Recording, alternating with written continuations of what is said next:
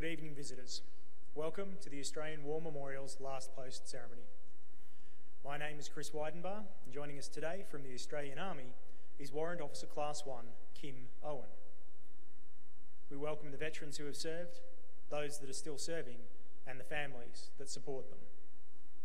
We acknowledge the members of RSL and Services Clubs Association, RSL Victoria and RSL Queensland who are watching the broadcast of this ceremony across Australia.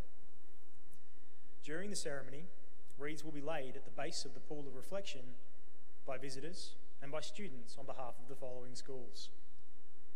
From Victoria, St Killian's School, Bendigo. From Queensland, Mary MacKillop Catholic Primary School, Highfields, and St Kieran's Primary School, Brighton.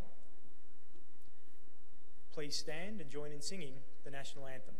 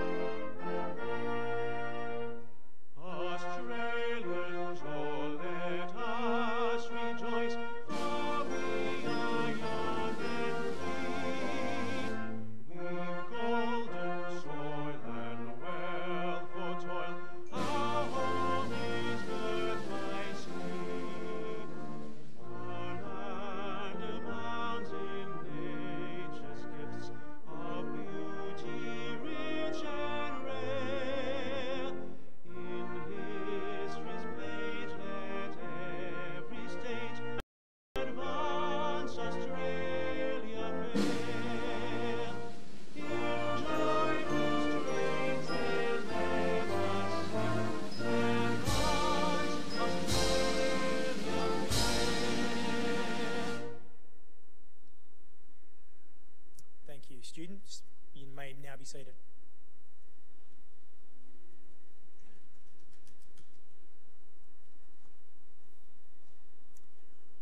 The Australian War Memorial was the vision of Charles Bean, Australia's First World War official historian. Bean landed with the troops on Gallipoli and stayed with them at the front through to the end of the war. The idea of this national memorial and museum came to him at Pozières, France, in the depths of the bloody fighting of 1916. Bean's idea was that this would be a place where families and friends could mourn loved ones buried in faraway places. It would also be a place that could help all Australians understand what these men and women had endured and what they had done for us. Bean's vision, to which we remain true, is best expressed as inscribed in the entrance to the memorial's galleries. Here is their spirit in the heart of the land they loved, and here we guard the record which they themselves made. Tonight, we will read the story behind just one of those on the Roll of Honour, which lists the names of more than 102,000 men and women who have given their lives for us in war and on operations for more than a century. But first, we present a lament, Flowers of the Forest. Wreaths or floral tributes will now be laid at the base of the pool of reflection.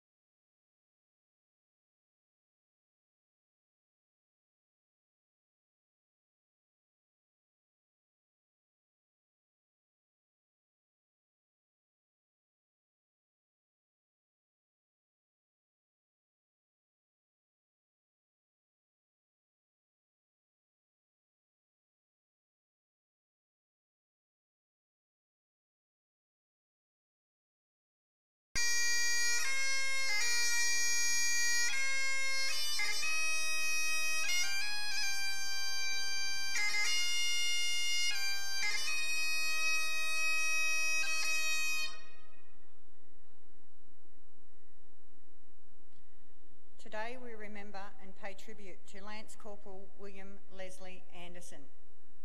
William Anderson was born in 1891 to Robert and Edith Anderson of Nil, Victoria.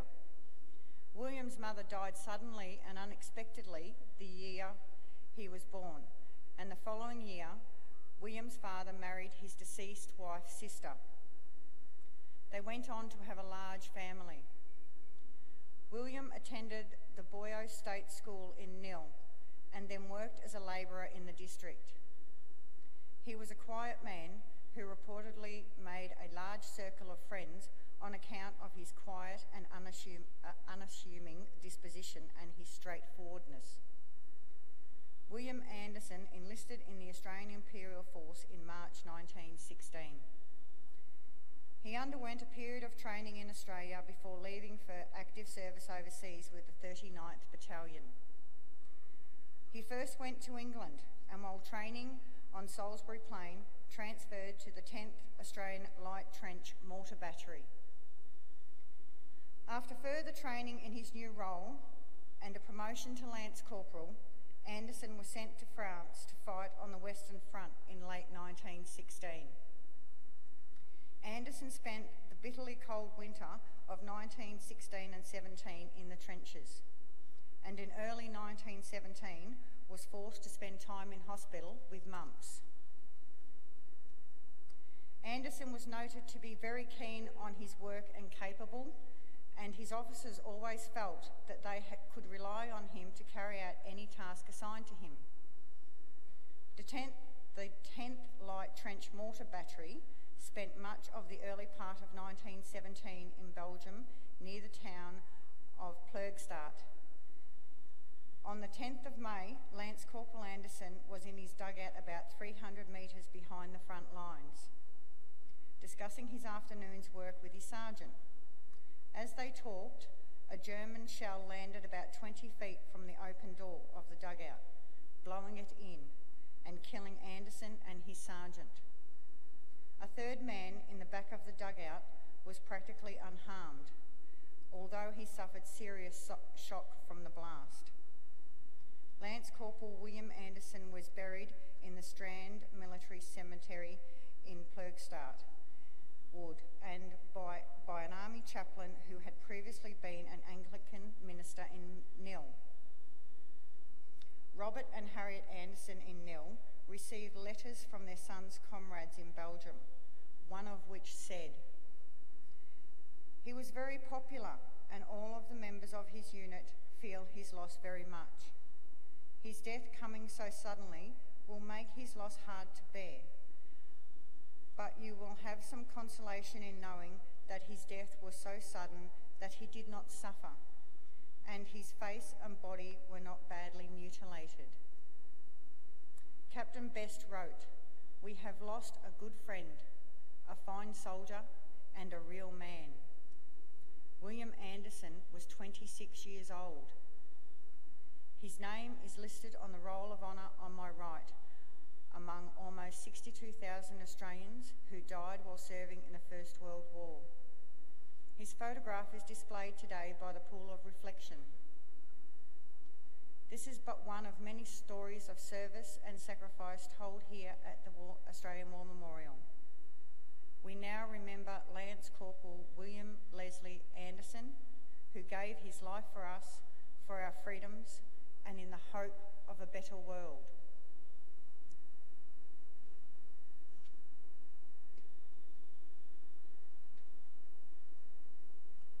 Please stand for the reading of the ode and the sounding of the last post.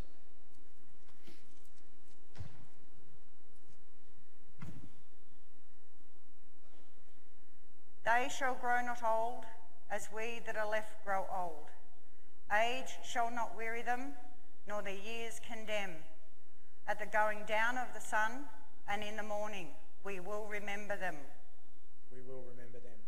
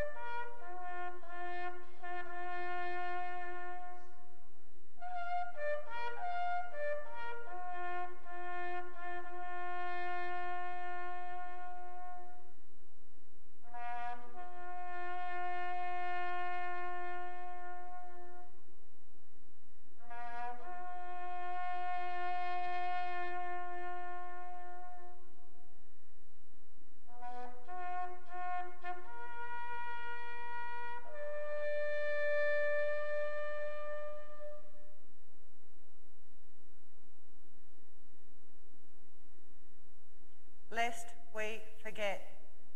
Lest we forget.